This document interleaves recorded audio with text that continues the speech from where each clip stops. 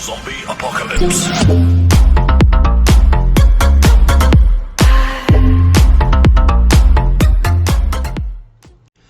Olá, queridos. Meu nome é Marco, sou professor de História e estamos aí trabalhando em uma sequência de vídeos que tratam da Grécia Antiga. Nesse vídeo, queridos, trataremos a cidade de Esparta. A cidade de Esparta foi uma das grandes cidades da Grécia Antiga, no período clássico.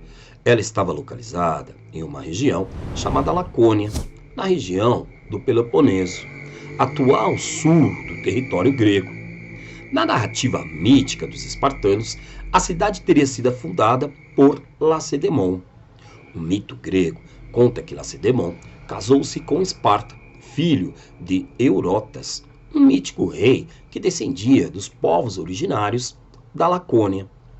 Depois que Lacedemon assumiu o trono da Lacônia, ele nomeou a região com seu nome de Lacedemônia e deu o nome de sua esposa para a cidade de Esparta.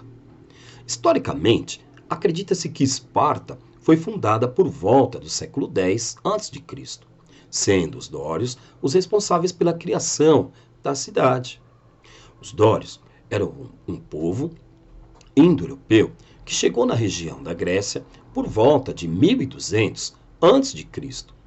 Com o passar do tempo, os espartanos ampliaram seu domínio na região do Peloponeso. Esparta desenvolvia-se como uma polis aristocrática e era pautada com valores de disciplina e ordem. O militarismo era uma forte característica na sociedade espartana. Nessa sociedade havia pouca mobilidade social. A violência era uma prática utilizada para manter a população sob o controle das elites. E na sociedade espartana, o maior grupo social era os ilotas, a classe formada ali por servos, que era responsável pelo trabalho nas terras da grande elite espartana, que era formada ali por uma aristocracia chamada de esparciatas, formando assim essa classe dominante da sociedade. Era comum que o uso da violência contra os ilotas, que formavam a classe dos trabalhadores, a ideia ali era manter o medo, que a partir desse momento do medo eles conseguiam controlar.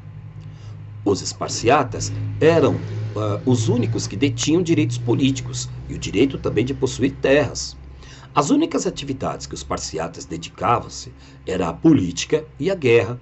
A dedicação à guerra dos esparciatas foi responsável por elevar o nome de Esparta, tornando assim famosa pelos seus excelentes soldados. O grupo que formava uma sociedade espartana era conhecido também pelos periecos, um grupo de homens livres que ocupavam uma posição intermediária. Não eram servos, mas não tinham os direitos dos esparciatas. Os periecos dedicavam-se a ofícios que os esparciatas não assumiam, como o comércio, por exemplo. Na cidade de Esparta, possuía uma diarquia, isso é, um governo de 2 reis. Cada rei era de uma dinastia diferente. Eles têm certa influência militar, religiosa e também política.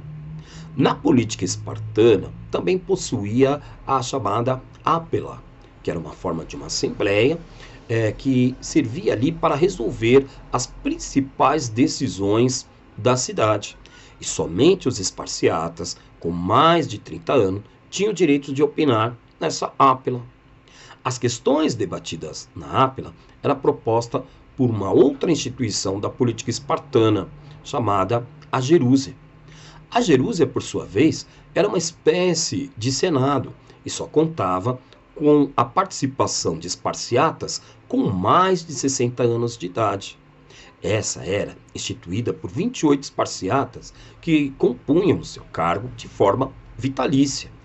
A última instituição política de Esparta era o Conselho de Éforos, um conselho formado por 5 esparciatas que ocupavam cargo nessa instituição durante um ano.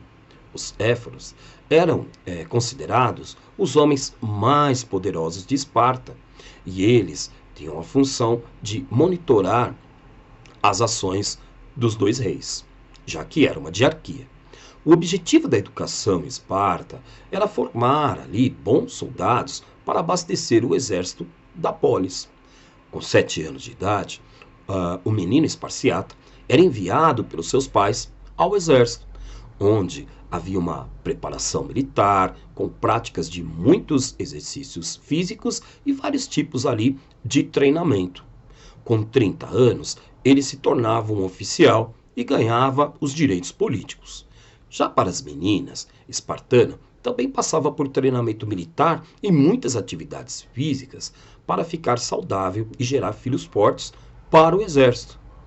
Queridos, no nosso próximo vídeo, trataremos da cidade de Atenas, tá? E conforme nós vamos aí dando sequência, logo nós vamos estar também finalizando aí a formação aí dessas cidades da Grécia Antiga. Lembrando que nessa sequência de vídeo, nós estamos tratando dessas duas principais cidades. Não podemos esquecer que quando tratamos da Grécia Antiga, eram várias cidades, ok? Queridos, espero aí ter auxiliado vocês da melhor forma possível, ok? Beijo no coração de todos e até o nosso próximo vídeo. Zombie Apocalypse.